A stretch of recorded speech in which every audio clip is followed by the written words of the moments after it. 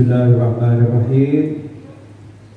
Alhamdulillahi Rabbil Alamin. Allahumma salli wa sallim ala Sayyidina Muhammadin Iftahi babi rahmatillah adada ma fi ilmillah salatan wa salaman daimaini bidawami mulkillah wa ala alihi wa sahbihi.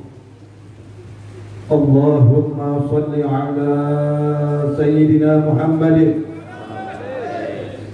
salatan taftahu biha lana futuhal arifin wa tufaqihuna biha fid din wa ala alihi wa sahbihi. Assalamualaikum warahmatullahi wabarakatuh. Waalaikumsalam warahmatullahi wabarakatuh.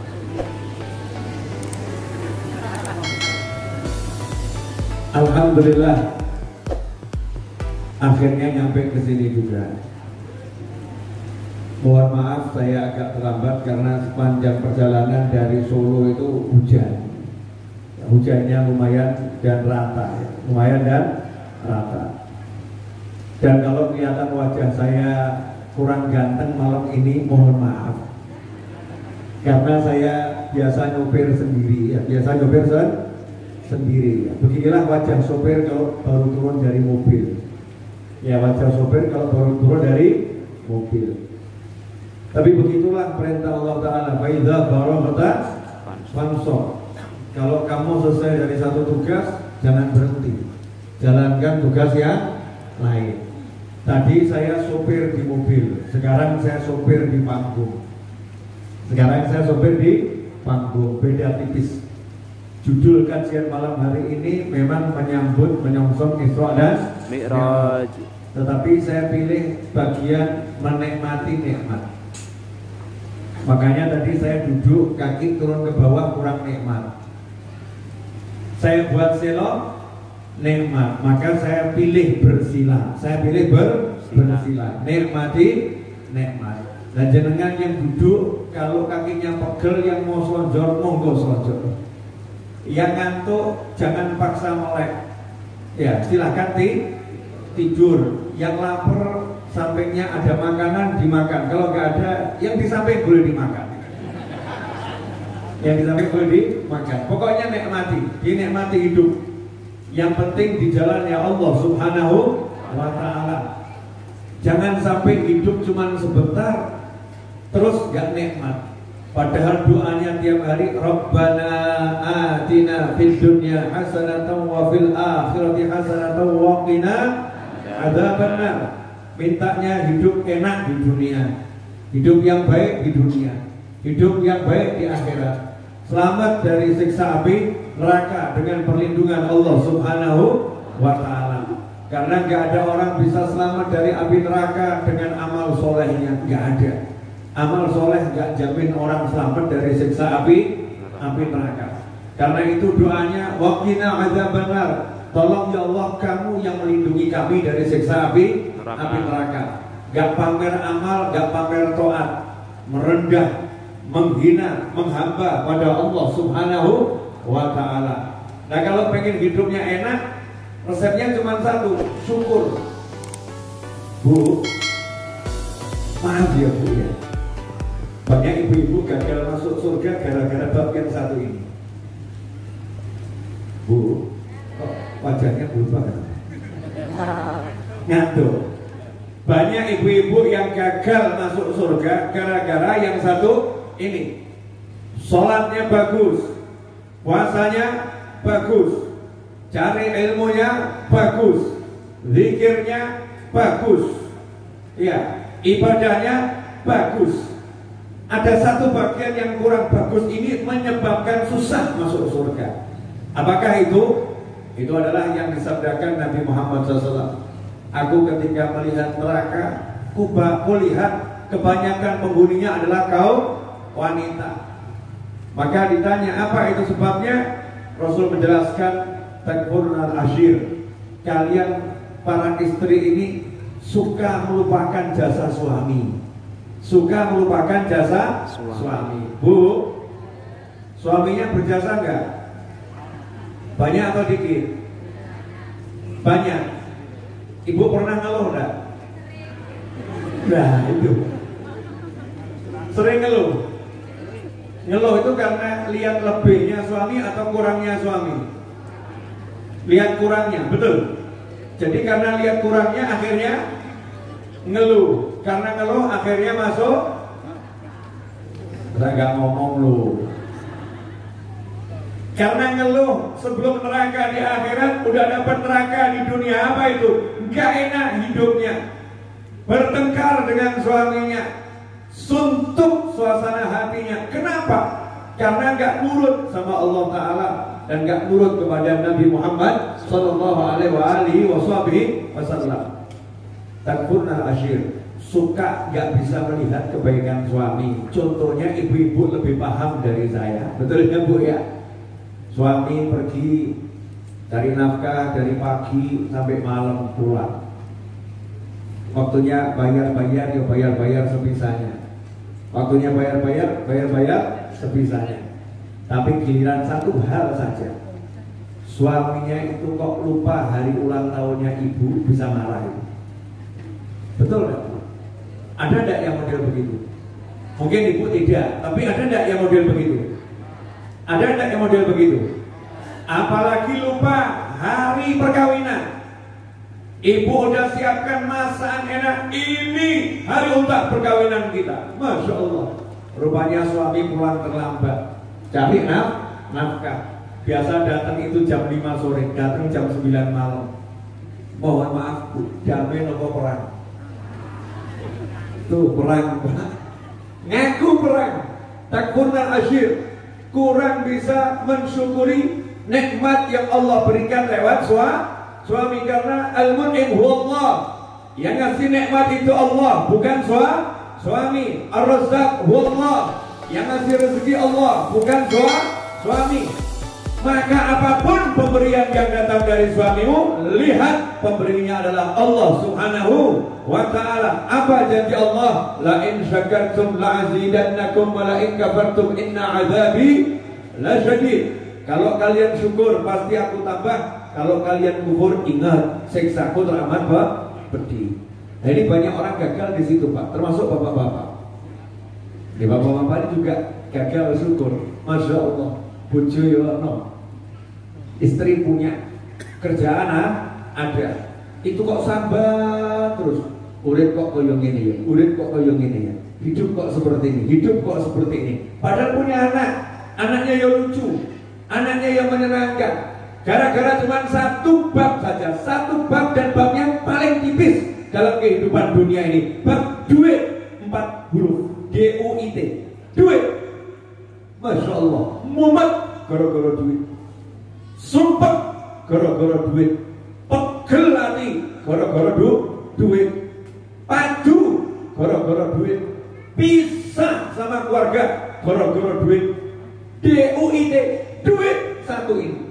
Makanya sabda Nabi Muhammad SAW setelah Rasul itu Fathul Mekah ngomong sama sahabat, aku tidak khawatir setelah ini setan akan disembah di tanah Arab, gak khawatir bil makna. Tapi yang aku khawatirkan adalah kalau dunia ini dibuka, duit ini diumbar, terus kalian berlomba-lomba cari duit. Akhirnya muncul manusia-manusia yang disebutkan Nabi dalam sabdanya beliau yang lain SAW, kadal fakru ayyakuna kufran. Hampir-hampir rasa takut miskin membuat orang itu jadi kufur. Gara-gara takut miskin. Gara-gara takut miskin, yang haram seringkali dihalalkan, yang haram seringkali dihalalkan. Contoh, ibu-ibu mau kerja di sebuah perusahaan, syaratnya lepas jilbab, misal syaratnya lepas jilbab, takut nanti kalau nggak kerja di situ nggak bisa bayar SPP, nggak bisa makan, nggak bisa ini, nggak bisa itu. Akhirnya apa? Rela dengan senang hati jilbab dibuka. Gara-gara apa? Orang yang punya ilmu itu mantap. Mantapnya apa? Hatinya ke Allah Subhanahu wa ta'ala. Hidup itu gampang, gak susah. Yang membuat hidup itu susah adalah pikiran kita sendiri mengatakan hidup itu susah. Insya Allah itu mukadimah, belum ceramah. Sekarang waktunya ceramah. Saya mau nanya, boleh? Kira-kira ya, kira-kira. Ini kan jam 11 kurang 5 kalau sekarang ini mungkin ya. Saya nggak lihat jam lagi, jam berapa ini, coba. Oh sekarang udah jam 11 lebih 7, berarti saya lumayan udah ngomongnya udah 10 menit. Ya, saya udah ngomong 10 menit. Kira-kira saya disuruh berhenti jam berapa? Saya harus nanya dulu. Saya disuruh berhenti jam berapa ini?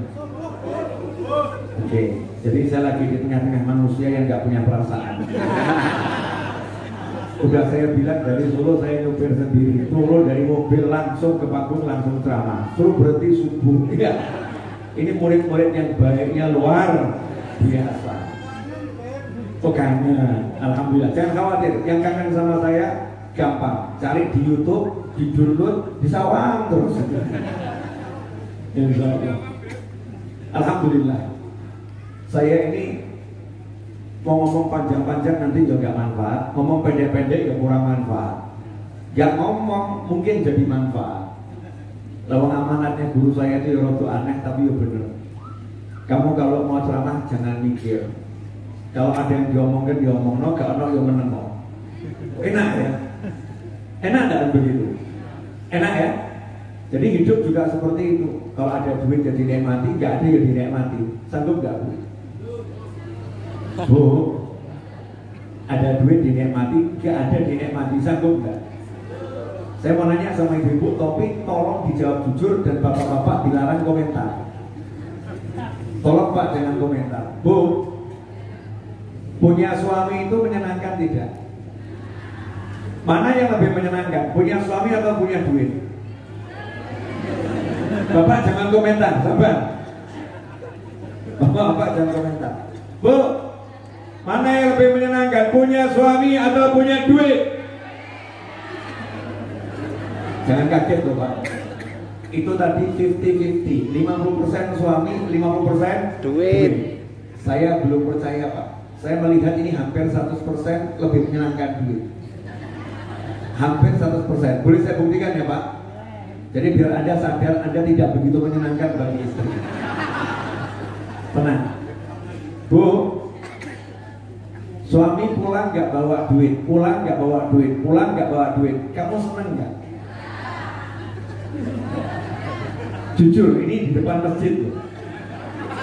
Depan masjid, halaman masjid di pengajian. Ini gak jujur, waduh ngeri. Suami pulang gak bawa duit, suami pulang gak bawa duit, suami pulang gak bawa duit. Setiap ibu ngomong, Mas duitnya mana? Nanti insya Allah, nanti insya Allah, nanti insya Allah. Kamu senang atau sumpah? Jujur loh. Sumpah. Oke. Ini wanita-wanita yang tadi mengaku punya suami menyenangkan. Kalau punya suami menyenangkan, suaminya pulang gak bawa duit, kamu akan berkata, Mas, gak ada duit, gak jadi masalah. Yang penting ada abang di sampingku. Betul atau betul? Betul. Itu istri yang folihah, folnya begini. Tapi yang model begini nih, langkahnya luar biasa. Yang ada yang tengah-tengah tadi bawa duit ya alhamdulillah, nggak bawa duit naudzubillah. Ini yang model begitu tuh insya Allah ya ada, insya Allah ada. Maka malam hari ini saya pengen kita berubah. Jangan nikmat itu duit itu, jangan. Masya Allah, naudzubillah min dzalik.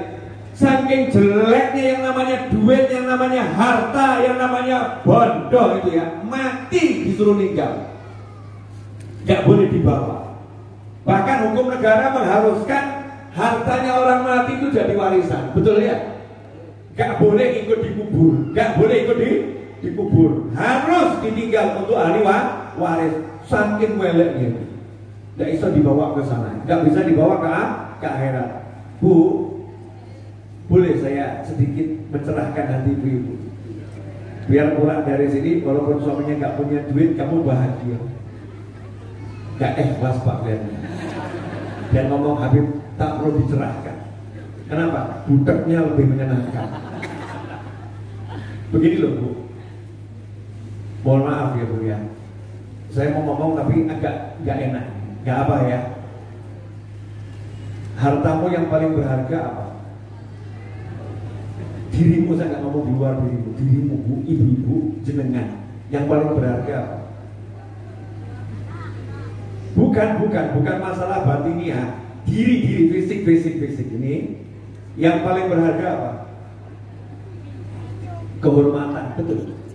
Kehormatan wanita itu buat wanita paling berharga. Bener nggak? Betul ya? Oke. Kehormatanmu kamu serahkan ke siapa? Ke siapa?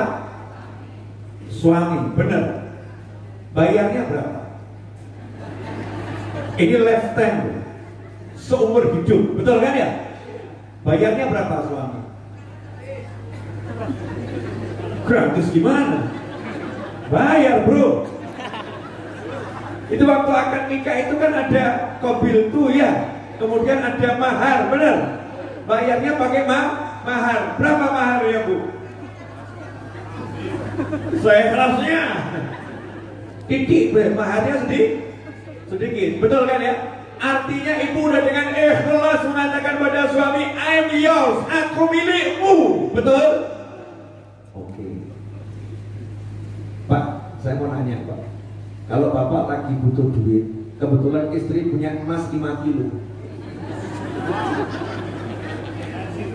bapak butuh duit, istri punya emas 5 kilo, bapak minta, dikasih atau tidak kira-kira? Jujur Pak, kasih tidak?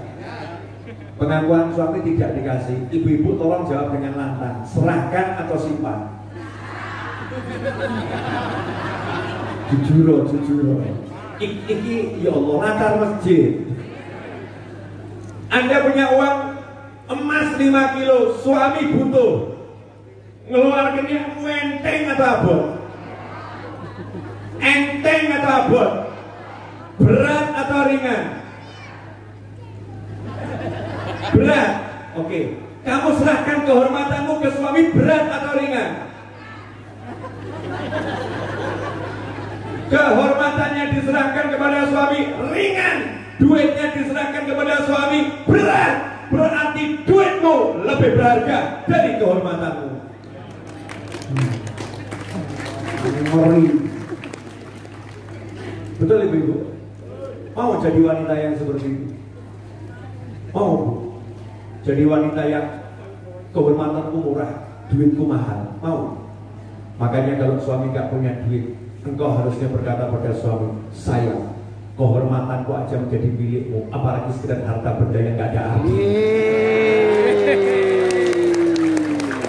Kalimat selanjutnya, sayang, harta termahalku adalah dirimu. Dunia ini tanpa engkau hampa rasanya. Apalah artinya mas-masan kalau tak ada kang mas di sisiku. Masya Allah. Kalau di Cilacap ada satu, laporkan saya saudara-saudara. Banyak teman saya yang belum nikah soalnya. Banyak teman saya belum nikah. Nah ini seharusnya wanita yang kenal yang namanya nikmat dari Allah Ta'ala itu bukan sekedar duit, tapi punya suami itu nikmat. Dan suami punya istri itu nikmatnya luar biasa.